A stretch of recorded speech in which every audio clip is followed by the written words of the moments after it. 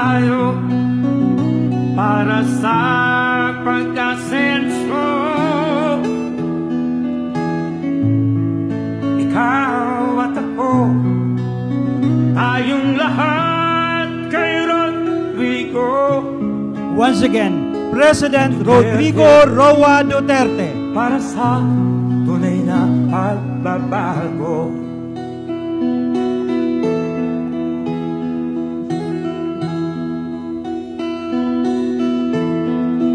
We request everyone to please be seated.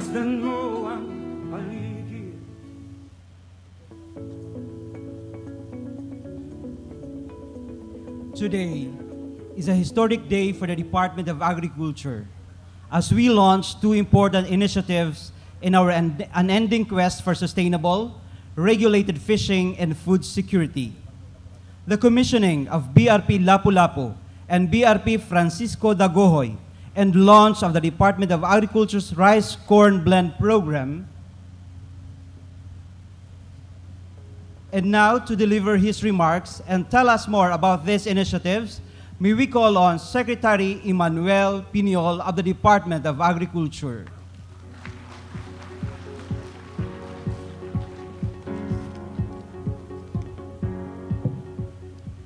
Mr. President, fellow workers in government, our partners in the private sector, Josefas Lipues, Philmays Foundation, Aboitiz, Ayala Corporation, Rustans, Robinson's Land Corporation, and Bureau Veritas.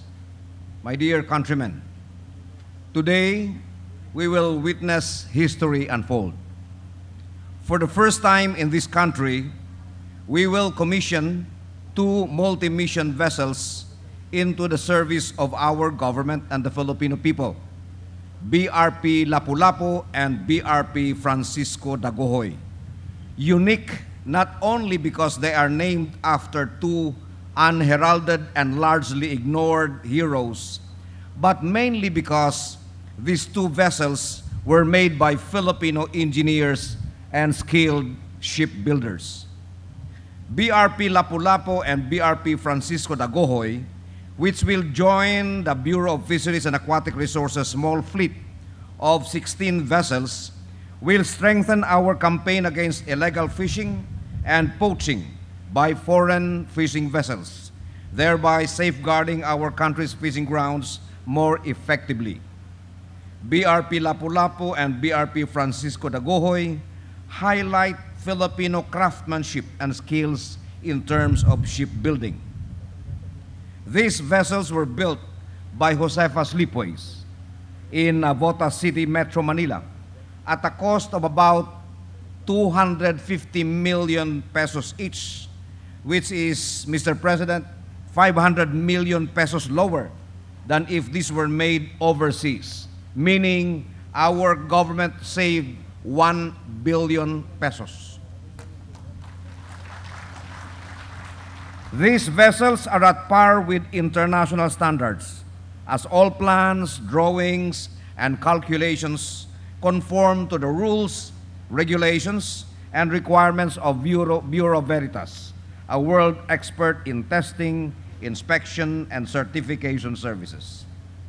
With your permission, Mr. President, we will build two more of these vessels every year, starting 2019 up to 2022, so that we will have a fleet of 10 MMOVs by the end of your term. Also, Mr. President, I'm asking your permission to again engage our local shipbuilders in building specially designed vessels to ferry our food products like fish, vegetables, and fruits from the remote areas of this country and the islands of this country to our population centers. As it is now, sir, nabubulok ang mga saging at prutas at nasisira lang ang mga isda dahil mahirap at masyadong mahal ang freight mula sa probinsya papuntang Manila. They say that it is more expensive to bring bananas from Mindanao to Manila than it is to bring bananas from here to Japan. These specially designed refrigerated vessels will be called food boat. Parang ginaya ko lang sir yung love boat, food boat. And preliminary designs have already been submitted by our Filipino shipbuilders, and we hope to be able to build this with your permission, Mr. President. Earlier today, Mr. President, the Department of Agriculture, Agribusiness and Marketing Office, under Undersecretary Bernadette Romulo Puyat, the National Food Authority under Colonel Jason Aquino. Administrator Aquino is here. I'd like to recognize Administrator Aquino. Please stand up. And the Philmays Foundation under Mr. Roger Navarro. Mr. Roger Navarro signed a Memorandum of Understanding on the production, promotion, and marketing of bigas mais, which is actually a blend of rice and corn, your favorite. Unlike previous attempts at promoting the eating of corn, this effort now will involve actual marketing with the help of NFA and big supermarket chains, which is why our friends from Ayala, Rustan's, SM Supermarket, and others are here. Under the MOU, the DA will be in charge of ensuring the availability of corn seeds and provide the necessary interventions in production areas such as capacity building, farm mechanization, equipment, and others. NFA will handle the marketing, while the Philmays Foundation will consolidate the corn supply. Mr. President, these are the three key objectives in launching this staple grains blend, sir. First, it is estimated that the 500,000 metric tons of corn grits, which will be introduced into the market by 2018, will satisfy the national requirements for staple food for only the second time in the history of this country. For only the second time. The first time, Mr. President, was during the presidency of Ferdinand Marcos, where because of IR8 or the miracle rice, we were able to satisfy the requirements of the country and for a while exported rice. We have bountiful harvest of rice, Mr. President, and it is estimated that the 19.4 million metric tons of palay harvested this year brought us closer to rice sufficiency. We are only now 250,000 metric tons short of our national requirements, down from 1.8 million metric tons 2 years ago, Mr. President. The introduction of the bigas mais blend will fill up the gap, and the country no longer have to be dependent on imported rice to feed our people. Second, offering corn grits to Filipino consumers is a healthy option. Being a corn eater yourself, I know that you love eating corn, and sometimes people would ask me where you get the energy to move around almost endlessly and stay up late at night. And I tell them that your secret is that you were a corn eater when you were young and you still love to eat corn until today. Third, by promoting corn as part of our staple supply, we open a huge market for our marginal farmers who plant white corn and non-GMO corn, thus making corn farming profitable, reducing poverty in the countryside. Fourth, our tremendous population growth, estimated at 1.72%, puts pressure on government to produce enough food supply. We could only produce so much rice in our rice farming areas, Mr. President, and this may not be able to sustain the needs of our people, but with the introduction of corn, we will effectively be adding another 1 million hectares for food production. Lastly, Mr. President, please allow me to make a request. Sir, naghahanap kami ng endorser para matanggap ng mga Pilipino ang pagkain ng mais. Kasi sabi nila dati, ang mais daw pang pobre lang. Sir, pwede bang ikaw ang endorser namin, Mr. President?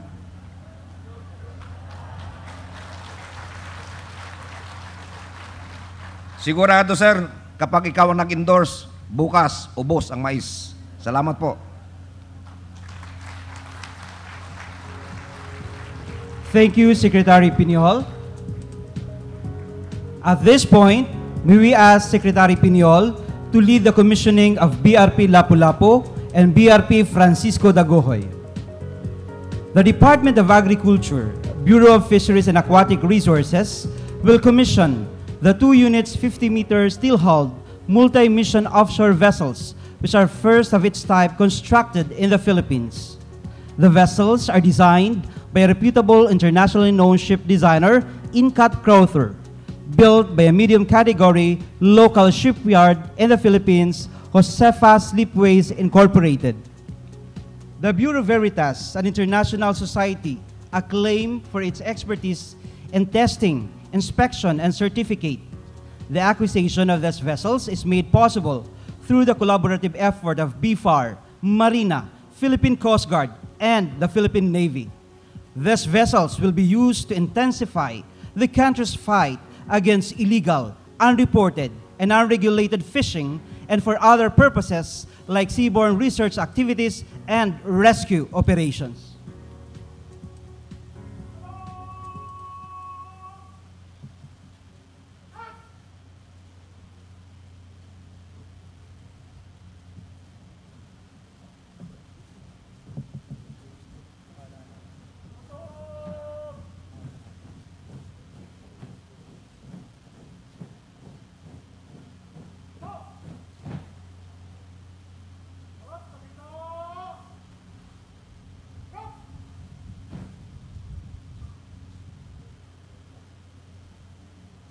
COs, please account your troops.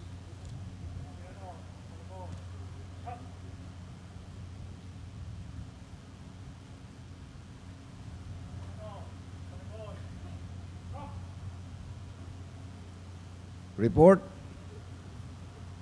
Sir, all present and accounted for. Very well.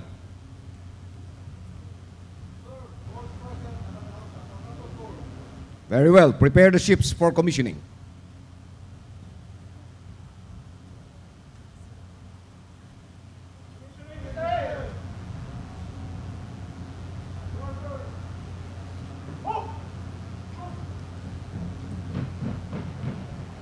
Commissioning of a vessel is a tradition which grants the vessel the identity to belong to a service.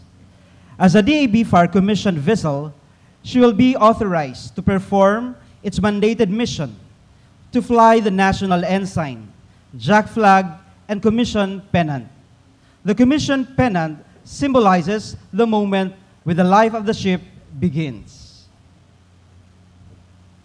The commanding officers, MMOV 5001 and MMOV 5002, will now report to the Secretary of the Department of Agriculture that the ships are now ready to be commissioned.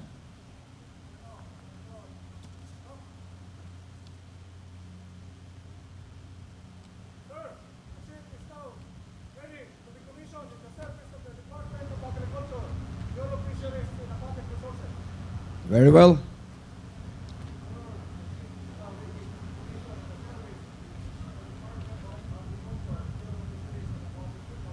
Very well. The Secretary of the Department of Agriculture will now render a report to the President of the Republic of the Philippines. Mr. President, the ships are now ready to be commissioned in the service of the Republic of the Philippines through the Department of Agriculture, Bureau of Fisheries and Aquatic Resources. By virtue of the powers vested in me as President of the Republic of the Philippines, I hereby commission barko ng Republika ng Pilipinas, MMOV 5001, Lapu-Lapu, and barko ng Republika ng Pilipinas, MMOV 5002, Francisco Dagohoy, in the service of the Department of Agriculture, Bureau of Fisheries and Aquatic Resources, effective this date. Congratulations.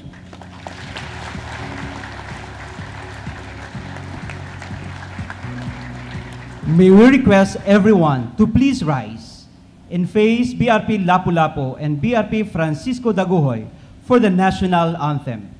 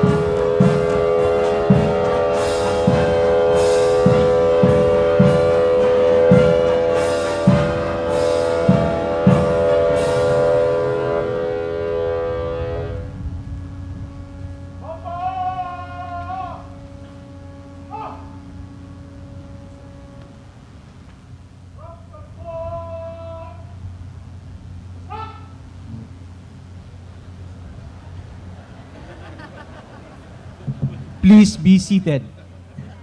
Ladies and gentlemen, barko ng Republika ng Pilipinas Lapu-Lapu and barko ng Pilipinas Francisco Dagohoy are now officially commissioned in the service of the Department of Agriculture, Bureau of Fisheries and Aquatic Resources.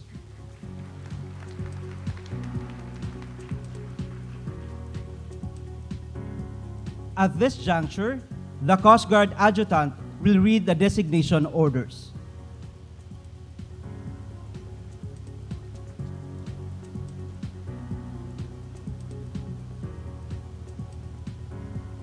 Philippine Coast Guard Headquarters Coast Guard Surface Support Force, Pier 13, South Harbor, Port Area, Manila. Pursuant to Paragraph 3, Special Orders Number 198, dated 21 December 2017, Captain Alan T. Toribio, O-10308, Philippine Coast Guard, is hereby designated as Commanding Officer of DA BFAR BRP Lapu-Lapu, MMOB 5001, effective this date. Pursuant to Paragraph 7, Special Orders Number 193, dated 13 November 2017, Captain Normando D. Reyes, O-10334, Philippine Coast Guard, GSC, is hereby designated as Commanding Officer of DA BFAR BRP Francisco Dagohoy, MMOB 5002, effective this date. By order of Captain Bergantin, Philippine Coast Guard, Official Antonio B. Sontillanosa Jr., Lieutenant Commander, Philippine Coast Guard, Acting Chief of Staff, Coast Guard Surface Support Force. Stephen S. Pagkaliwagan, Ensign, Philippine Coast Guard, Acting Adjutant, Coast Guard Surface Support Force, signed.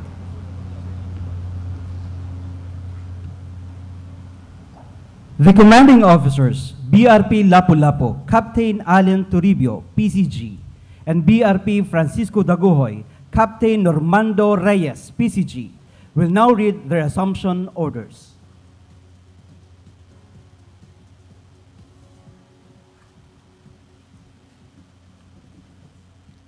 Philippine Coast Guard, Coast Guard Surface Support Force, BRP Lapu-Lapu, MMOB 5001, Sasa Wharf, Sasa, Davao City, 21 December 2017.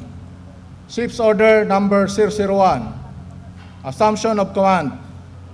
Pursuant to Paragraph 3, Special Orders Number 198, Headquarters Coast Guard Surface Support Force, dated 20 November 2017. I hereby assume all duties and responsibilities as Commanding Officer of BRP Lapu-Lapu, MMOB 5001, effective this day, and I sign in your presence.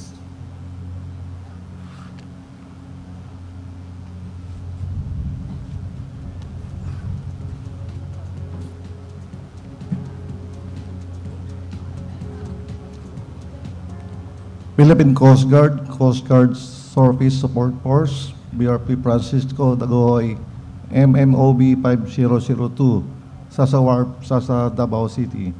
Ship's Order Number 001, dated 21 December 2017. Assumption of Command.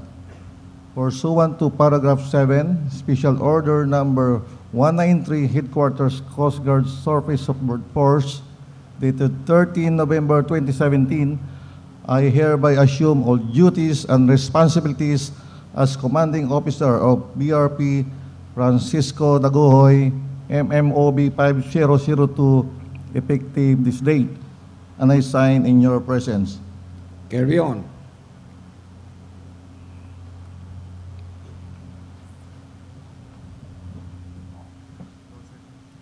Captain Toribio and Captain Reyes will now report their assumption of duties and responsibilities to the DA Secretary, who will then order the manning of the ship and setting the first watch. Sir, I hereby assume all duties and responsibilities as the Commanding Officer of MOOB 5001, Lapu-Lapu, effective this day.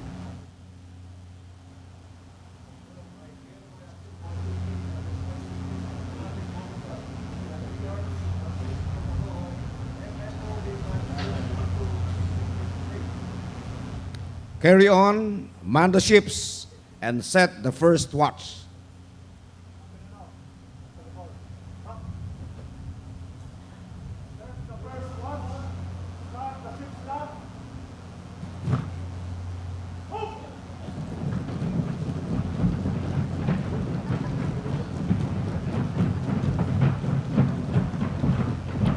At this instance, the officers and men of the commissioning vessels proceed to the respective ships on the double, render standard boarding courtesy, and man the rail. The commanding officers of the two vessels shall be accorded their first honors aboard their vessels. As the commanding officers, they have assumed the identity of BRP Lapu-Lapu and BRP Francisco Dagohoy. Their arrival is dignified by the announcement over the ship's public address system of the word Lapu-Lapu aboard, Francisco Dagohoy aboard, as well as piping of the duty petty officer of the watch as they embark and disembark the ship.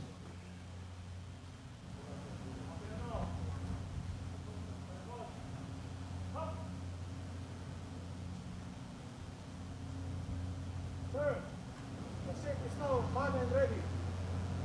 Carry on. Carry on. Ladies and gentlemen, the ships are manned and ready. And now, to formally introduce our guest of honor, may we call on Secretary Emmanuel F. Piñol.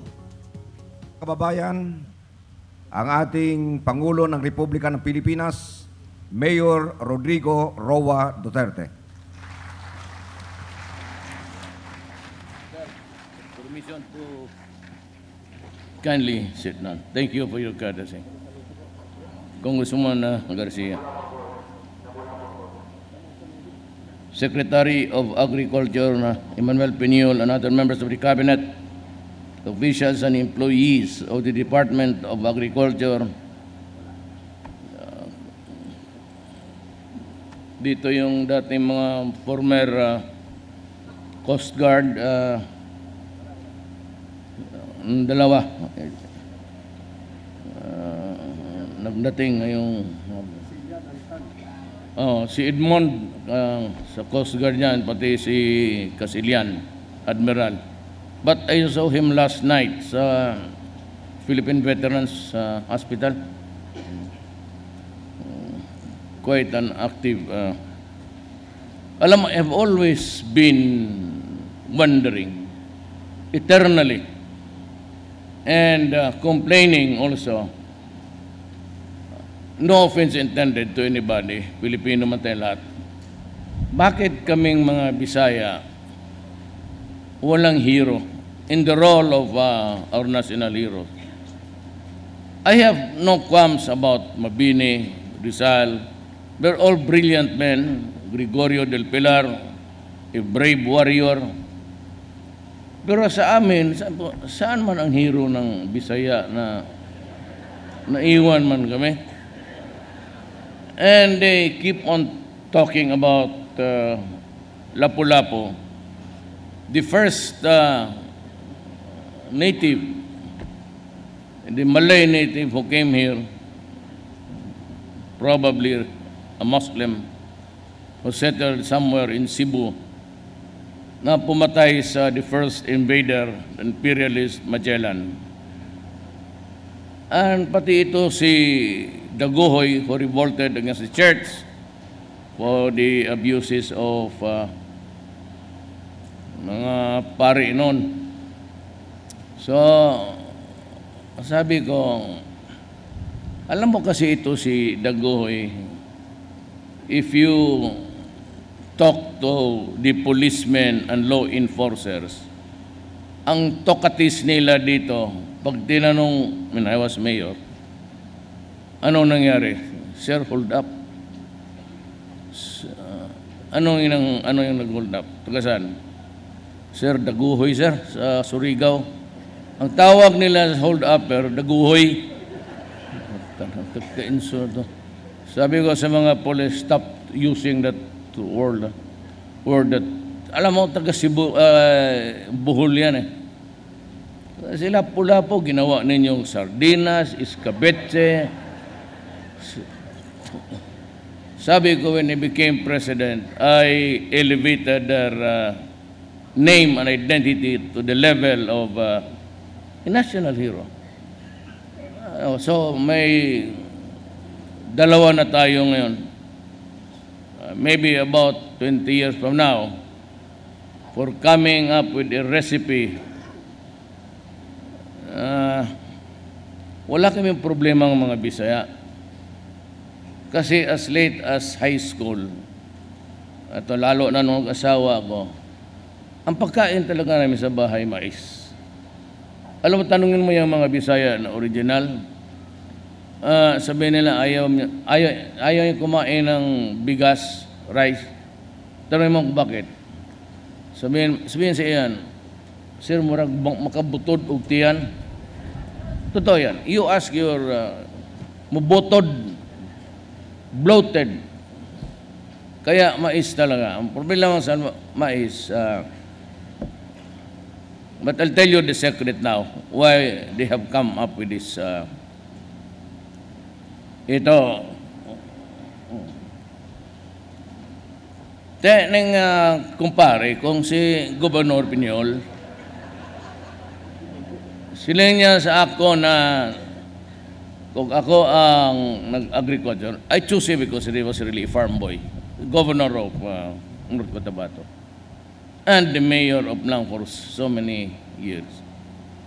Te kung ako kuha mo sa kabinet, ay assure you na rice sufficient tayo, mga ganon-ganon.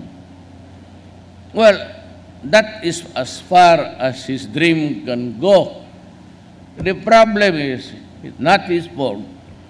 We have run out of agricultural lands where we produce our pagkain, consumption. Everything here now, including the mountain, the Samal Island that you are facing, cash crop yan eh. Puro export oil, the copra meat, punta ka doon sa taas, wala ka namang makuha because they're all planted or geared to bananas. And the moneyed guys and the multinationals, because it is a cash crop, yun ang nangyari ngayon. So, short of lands actually. And maybe in the Visayas, without offending the guys there, kasi mabagyo ang lugar. Ngayon na lang itong dumating for the rare times in my life. The last destructive typhoon was in 1969, maybe around that time. At wala nang iba. Yung Pablo skirted the route and went over there but proceeded to Jensen. Kita, sino pangalan na itong bagyo na ito? Puntahan mo nga yan, Gumordo, Admiral sabi mo sa kanya, galit ako sa putang. Huwag siyang pumunta dito kasi, you know, look at the boulevard. If you have a sustained wind of about just 70, mahirapan tayo.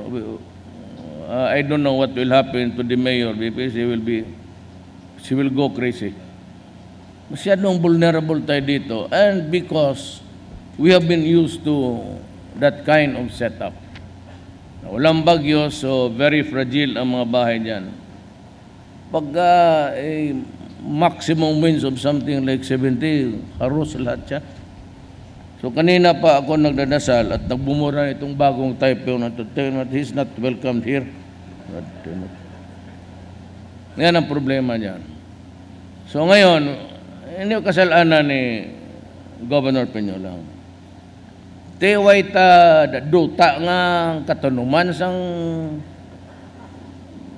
ingon niya nga rice, to kag-imbento ni ara man ang babae diya sa si Bernadette Romulo Puyat. Siya man siguro ang idea nga sa gulon ta na lang. Di maabot na to atong maximum na well, we promise the Filipino will be self-sufficient kung paghaluin mo yan. Pero ito mga Tagalog, magpurigit talaga ito.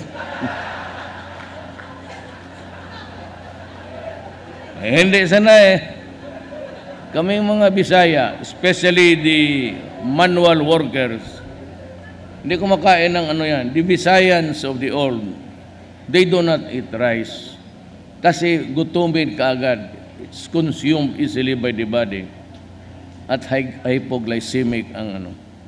The reason why we have the highest incidence of diabetes, Southeast Asia, including China, because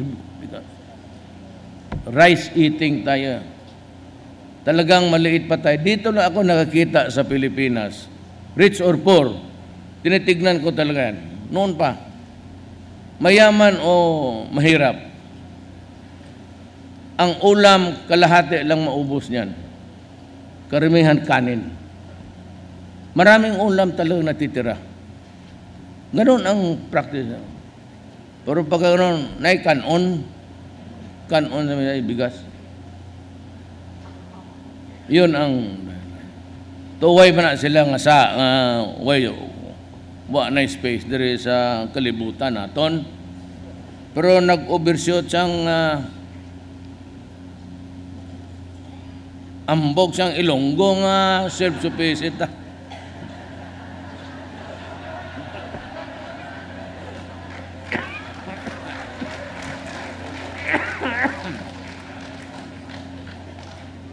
Kag napadala siya sa ng number 1 technocrat niya, ara man si sabi niya ako ng project nga bugas mais. Oh, good, now we are equalized. We eat rice, we eat corn para sa lahat. Perfect. I mean, if you get used to it. If you get used to it, talaga matagal ka magutom. Lalo na yung mga trabahante, mga hirap, maisiyang kanila. Mahirap gutumin kasi it takes time for the system to grind. And it has a very low glycemic properties. Okay. So, ito ngayon may barko, may commander, may bagyo. Siguro itago mo na muna na hindi man to aircraft carrier, baka yung Coast Guard nagagwardya dyan, hindi siya every time he makes him move, yung baruto niya, matagal nakaalis niya nga, sinasalubong ng ara-ara, kadugay siya nga, kanina pa na siya ka navigate niya. Matumba yan. Ara man si Admiral Casilian, tagkag si retired Admiral Admiral ito yung mga sikat noon dito sa Davao. So yun ang lang maidagdag ko doon. If we cannot meet the expected target, then let us innovate. That's the catchword of our millennials, innovate. So, okay na. Si Bernadette, imbento sang rice corn. Anak ni siya ni Alberto Romulo, itong executive secretary. Magna cum laude sa UP. Dali ka pangitag solusyon. Kung kulang na, di sagol mo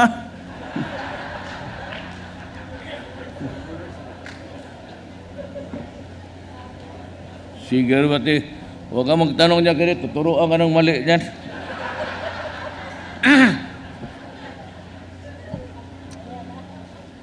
Now, to just also honor the guy who prepared for this speech. Basahon na lang nato niya. Our activities today are proof of the government's resolve to empower and protect our country's farmers and fisher folk. I thank the DA, BFAR, and NFA. Ara man si Garcia, Jason. Nice. I've seen you for 2 decades.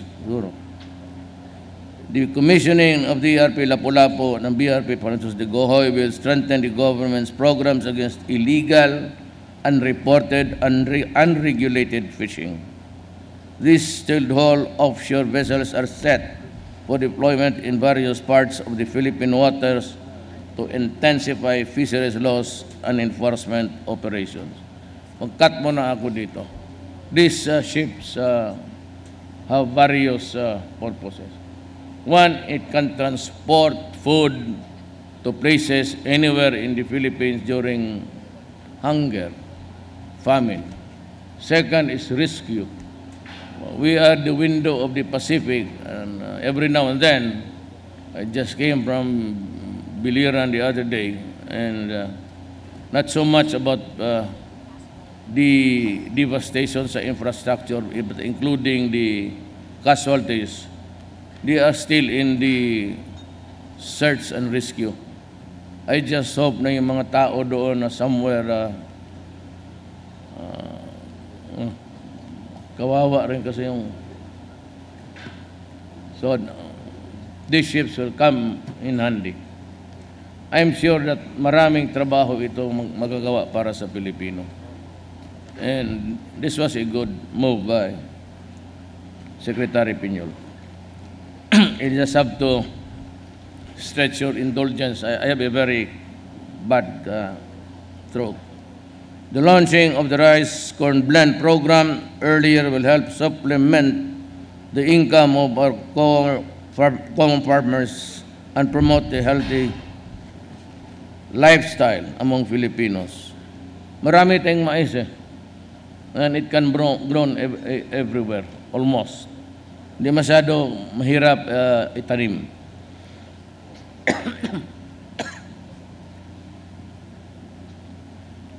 The rice corn blend has been shown to lessen the risk of diabetes, delay hunger pangs, and promote weight loss. This will help greatly in reducing hunger and poverty as to create a healthier and more robust citizenry. Yun ang, that's the rationale. To lay the pangs of hunger. Mabuti rin ito.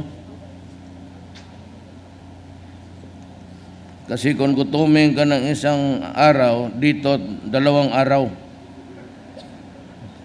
Kasi, but the problem also with this thing about the Cebuanos and the coastal provinces of the eastern Mindanao is karamihan, just like the soldiers, karamihan ng itong kidney because kaming mga Bisaya, kailangan may maalat. Ako pag walang maalat dyan, ako kain. Baski sana magpunta, magdala-dala ako ng yung tuyo na ginagawa dito. Pag hingiin ko sa aid ko, lalo, huwag mo lang isabi sa kanila ha, kasi mabadsya tayo. For the life of me, kung gusto mo akong yayain, tapos gusto mo akong busugin, dalhin mo ako ng karinderya. Huwag mo akong dalhin dyan sa mga hotel. Hindi ko lang sabihin, 4 days ago, yung mga 5 servings na una, yung sabaw, tapos yung sarsadong, gano'n lang, maraming kaliit. Tapos may bulaklak. Yung pula-pula. May mga security ako. Tananong nila yung parang bulaklak, sundalo pa yun. Yung iba, kinain na nila. Pagtanong nung si group ko, yung commanding officer ng PSG, sabi niya, waiter, makain ba ito? Sabi ng waiter, hindi sir, dekorasyon lang yan. Pero pag sundalo, lamoy na. Kaya sa totoo lang, if you really want me satisfied with a meal, if you want to break bread with me, tapos ako, I feel comfortable, dalhin mo ako dyan sa mga, maski barbecue. Baba ko dalhin sa mga, hindi ako kumakain. You watch me. Hindi ko kumakain. Just like si Trump. Si Trump, makatabi kami. Kung siya ng tinidor. Sige siya, daldalero eh. Tapos yung pagkain na parang salad, kung nakuha siya ng, ginagano niya, ini-spread niya, isang parang munting bundok, na-spread na doon sa, hindi niya kinain. Hindi kumakain. Si Medvedev, walang security. Basta kain. Si Trump ang hindi pinapakain ng gwardiya niya. Kaya baka makakain ng bulaklak sa sundalo ko. Hindi na nagtanong yung iba na makain ba ito? Hindi. Basta nandiyan sa plato. Yung mga hotel na yung kamahal yan po.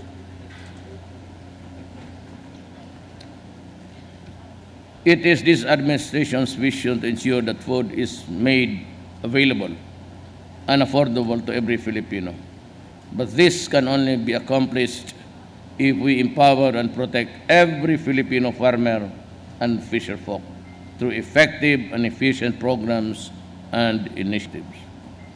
All these two programs, we hope to improve their livelihood opportunities and alleviate their condition.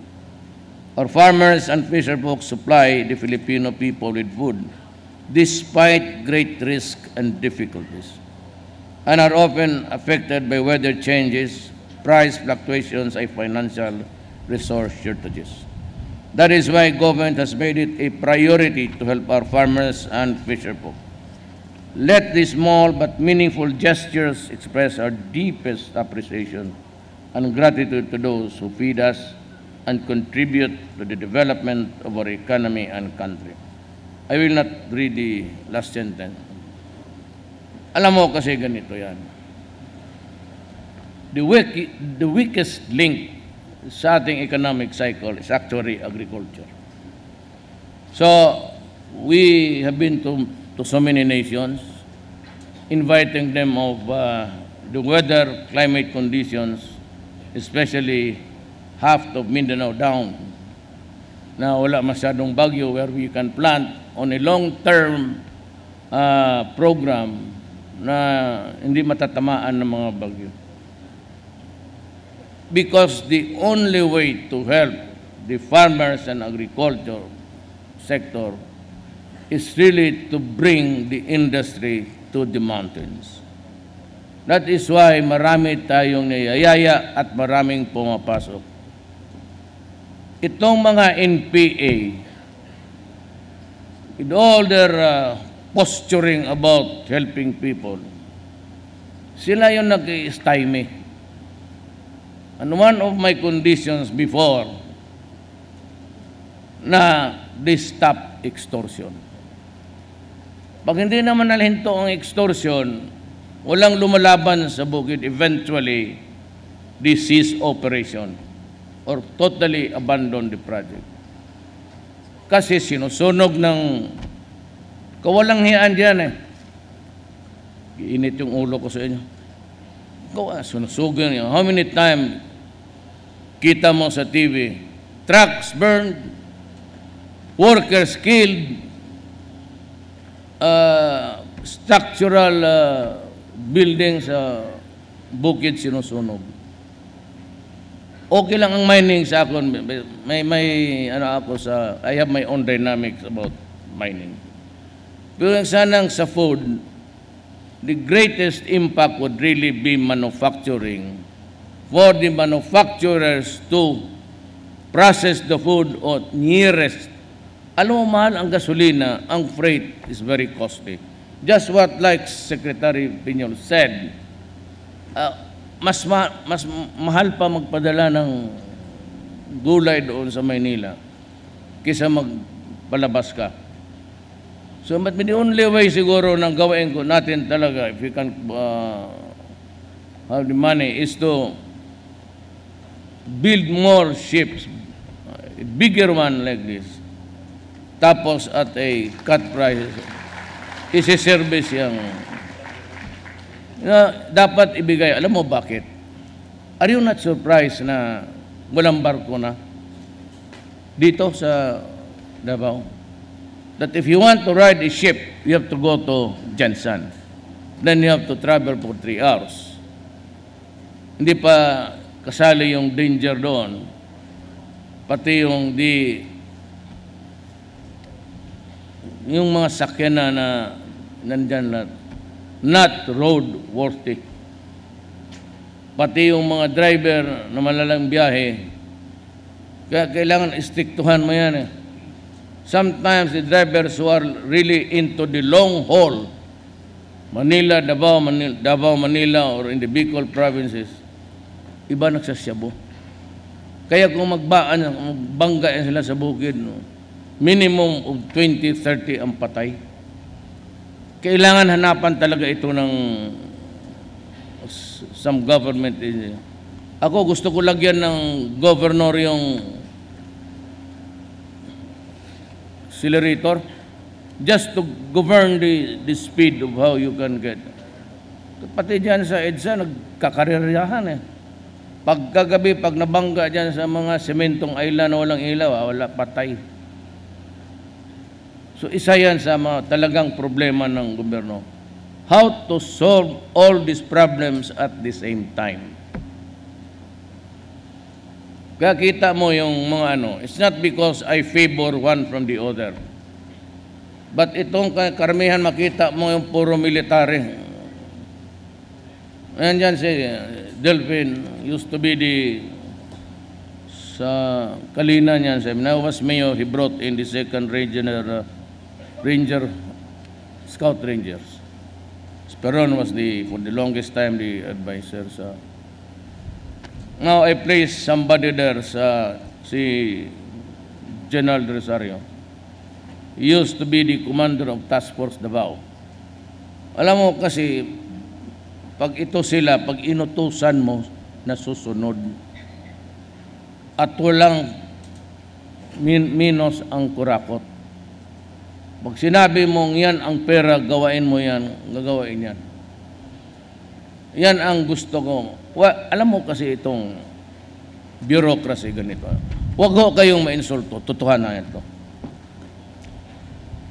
When you enter government with all dedications and lahat na, papasok kayo, then you fight kayo doon sa lower echelons ng ating gobyerno. First grade, up to the time maging supervisory authority ka, then eventually sasagad ka dyan. Now, it has always been the practice na yung mga director talaga are political appointees. You know why? I'll tell you what. I've been mayor for 23 years. Congressman for 1 term. Vice mayor. Alam mo kasi, pagdating ninyo dyan sa taas, parang alam na ninyo sumagad na kayo. Kasi ang feeling ninyo is you'll never go higher than what you have now at present. So, sometimes, hindi naman lahat. Mostly sa Manila, mga dead woods. Ang mga tao magpunta doon, maghanap ng perma, wala niyan. Magbalik ka bukas, wala niyan. Puta pagdating dito, nandoon sa abroad. Tingnan mo noong record, 7, 8, 9 times going abroad, using the money of the people for a flimsy reason to go there. Kaya umiinit talaga ang ulo ko. Kaya January 1, sabi ko sa Remedial Dia, well, I do not want to interfere with Congress and the Supreme Court. Inyo yan, Milene. Dito sa akin, no travel now. I'll cut it. Or whatever, except the diplomats. Yung mga ambassador. O yung travel, ayaw ko na lang sabihin na pahiya yung tao. Basta sabihin ko muna walang travel. Mag-starvation diet muna tayo dyan. Every time you go out, you spend per diems and then hotels plus the fare. Kaya lahat nag-travel na more than I look for plenty of victims. Ipatingin ko lahat. Yung lahat na every month nag-travel, you go. I do not need you in the executive department. So walang travel talaga. January 1, wala akong pakialam kung, well, if it's a personal reason, namatayan ka ng tito mo, mother, but o yung isang asawa mo namatay doon, hayaan mo na lang, maligaya ka na yan. Magdasal ka na tuloy. Ubos yung pera. Ako talaga, and I will fire about 49 policemen and 3 superintendents. Grabe ako, you could sense yung protection ko sa uniform personnel. Kinakampihan ko talaga yan, kinukup-kup ko yan sila. For as long as they do their duty and in the performance of duty, wala silang problema. Time and again, I've said, I will protect you. At run afoul with... so what's being wrong when I say that I will kill you if destroy my country? Is there something wrong there? And when I say that do not destroy the youth of the land because I will kill you.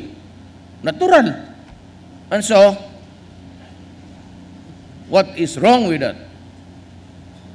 Human rights. Magsasayang lang kayo ng, it's a waste of saliva. I promise it, I will do it. Wala akong pakialam ng criticism. I've said that I am placing my life, the presidency itself, and the honor that goes with it on the line. Kaya magsasayang kayo ng laway ninyo dyan. Something which, everything, every department, ayaw ko na magsabi kung sino, basta every department. Pati yung akin, may component talaga yan sa corruption as we go along our national line. Hindi na mahinto-hinto ang at least na naman panahon ko, total hiningi ko 4 years lang. I did 4 years, so many months. This is a time to stop. At least patikim ko lang yung patikim ko sa Pilipino, ano yung bayan nila na hindi ginagastos yung pera nila sa tamang. You just find it easy to go back and forth every month. Siniswerte kayo. Ako, sabi ikaw, di gusto mo palit tayo? Kaligaya ko na lang alam mo, my age 72, I used to be a pilot when I was young. I was flying here dito. Nag-i-exhibition ako palagi ito. I take a spin, naglo-loop ako dito. Ginagalit ko yung CA matanda dyan kasi makita niya naglo-loop ako ng ganon. Pinapa-spin ko. We have a kapatid niya noon he was our instructor, Air Force yun Ngayon, patrabilin mo ako. After that accident so many accidents sa motor, madali akong mahilo. Nagpupyok pa ako minsan. and add to the spinal trouble that I have. I cannot even sit one position. You know, it's normal for you to shift position while you are asleep every 40 minutes. Gagalaw talaga yung katawan. Ako yung sa, dali na akong I hate to travel, but I have to represent. Now, this is India. Ang beg off ako. Probably tayo lang pala ang walang representation. So the Department of Foreign Affairs is urging me to go there because India is also a big market. There's a lot of people there.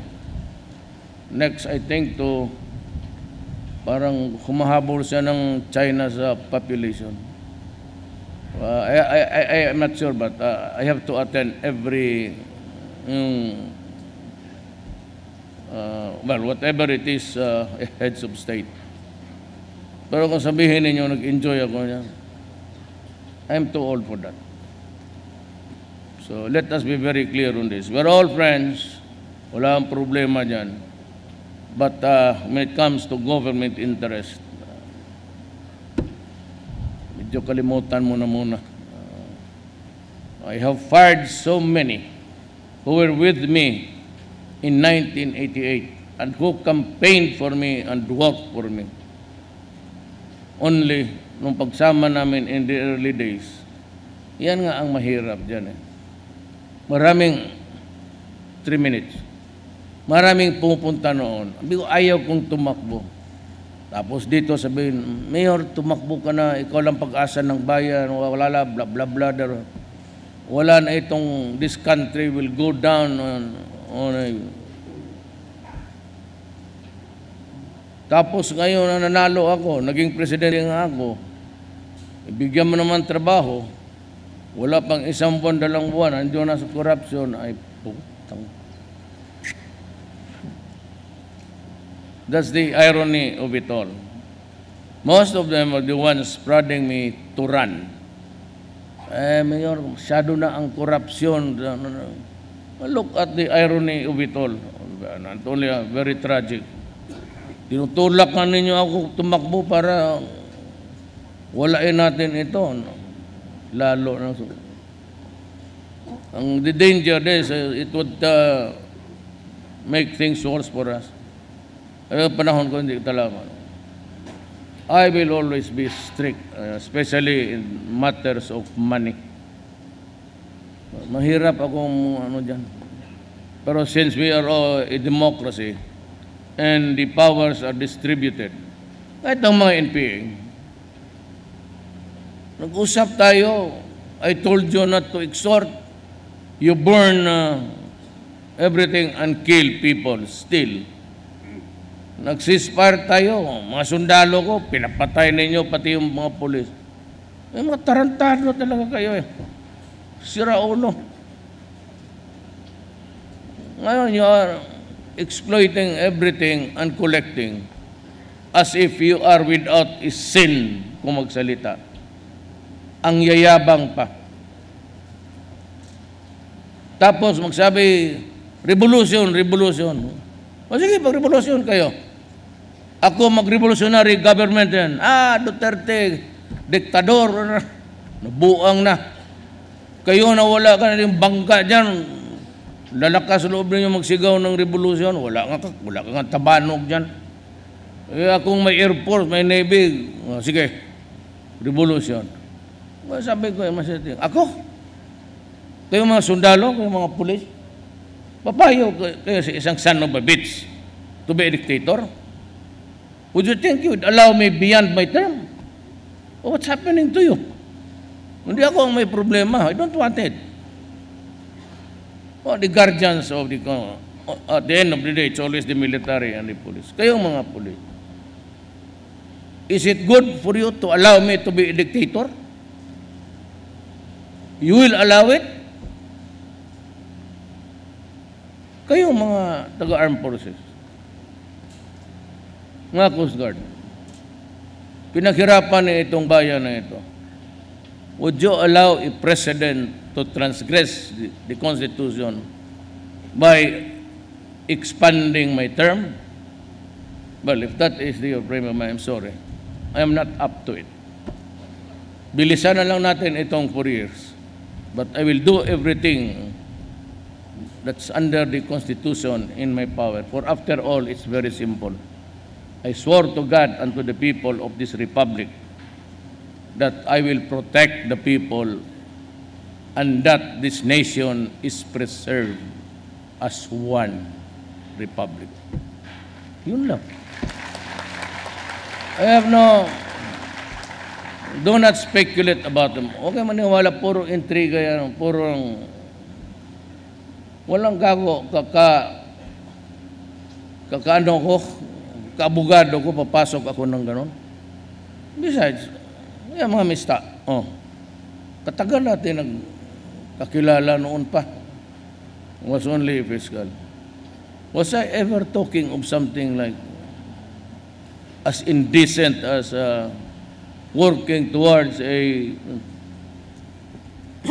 revolutionary command? Bakit ko gawain yan? Kaya ko man, I can maintain law and order dito sa Mindanao because of the extremism.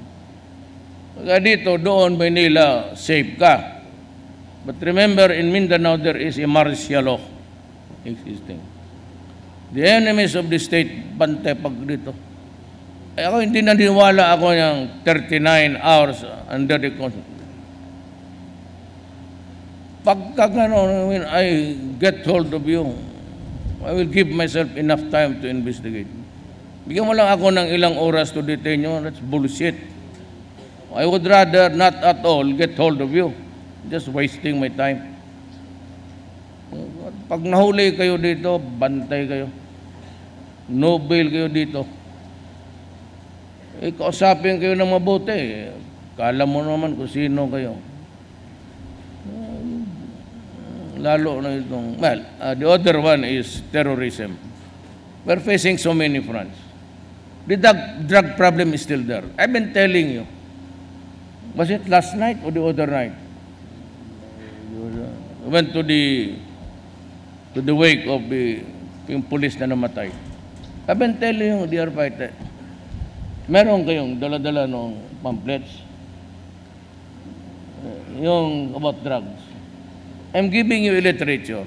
Yan ako galit. Kaya ako napamura.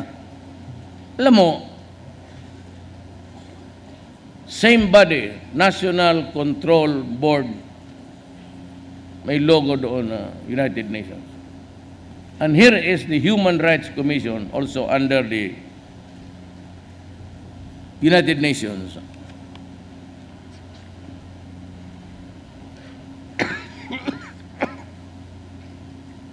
Nandito lahat, cannabis. Excuse me. I said I have a...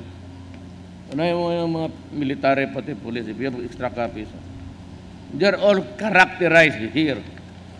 It's the International Narcotics Control Board, United Nations.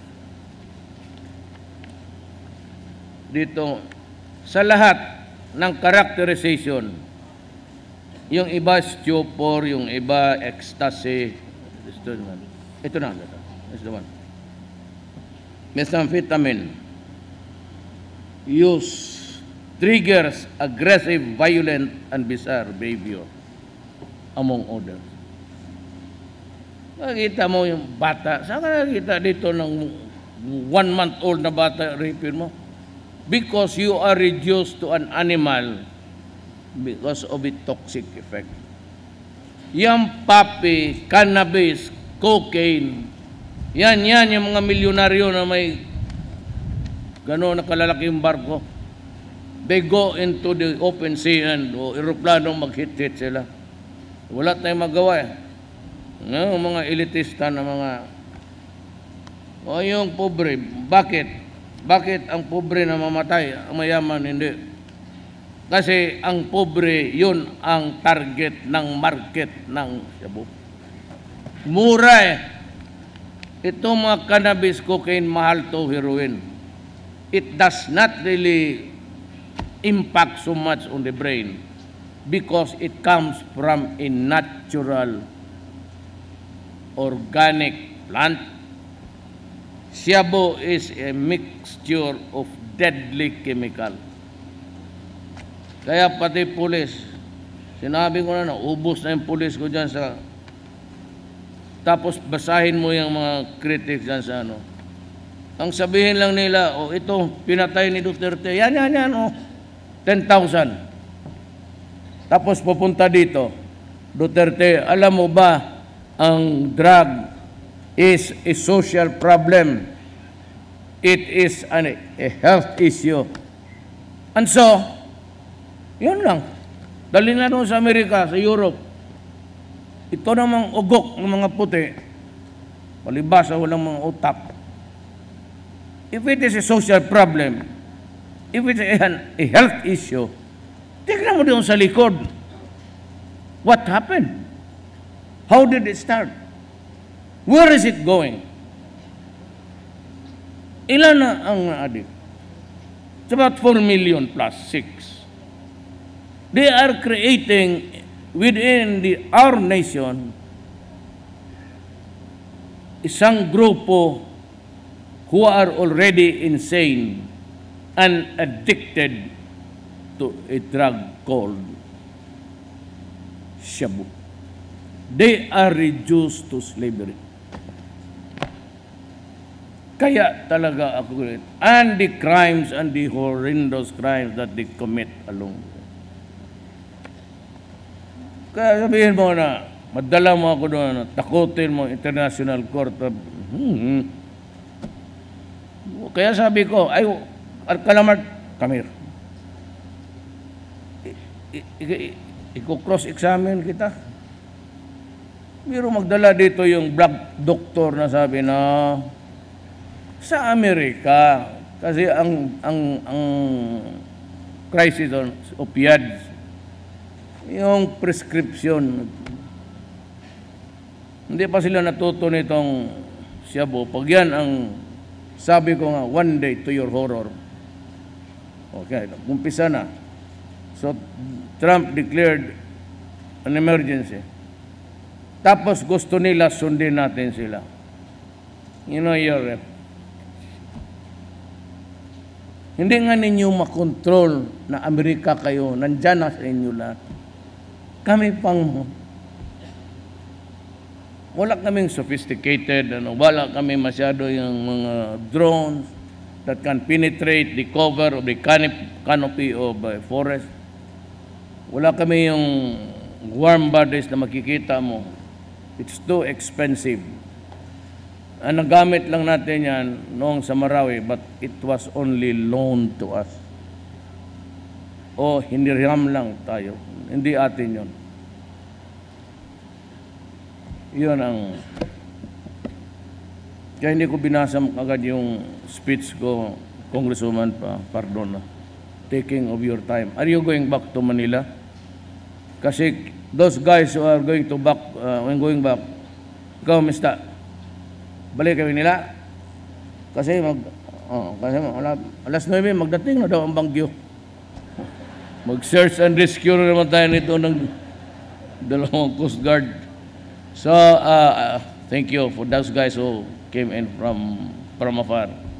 Thank you for visiting us here, sharing this event with us. This will help itong dalawang. Alam mo, sa 5 years ko, sabi na Pinyol, he will acquire more. Alam mo na yung lunggo. Lente. Ako ra cabinet member nga may mura o may navy. Ako, akin, di damo sang barko ko. Kulang, kanyo na lang. Pero maganda yan. It's a good move actually. I agree with you. Maraming salamat po. Thank you, Mr. President. At this juncture, may we request the President and the stage party to go downstairs for a photo opportunity with the government officials and selected corn farmers in 3 batches. Please come as gold. Batch 1, all those with yellow stickers. This includes corn farmers from the top 10 producing regions. Batch 2, all those with blue stickers, please get ready. Sa magnanakaw na tao.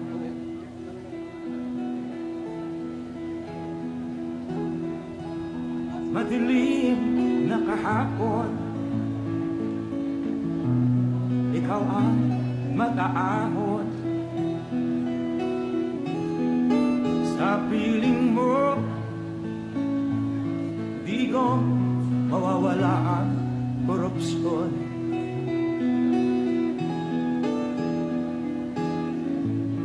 Tayo na, Pilipinas, tayo na magbago. Hawak kamay tayo,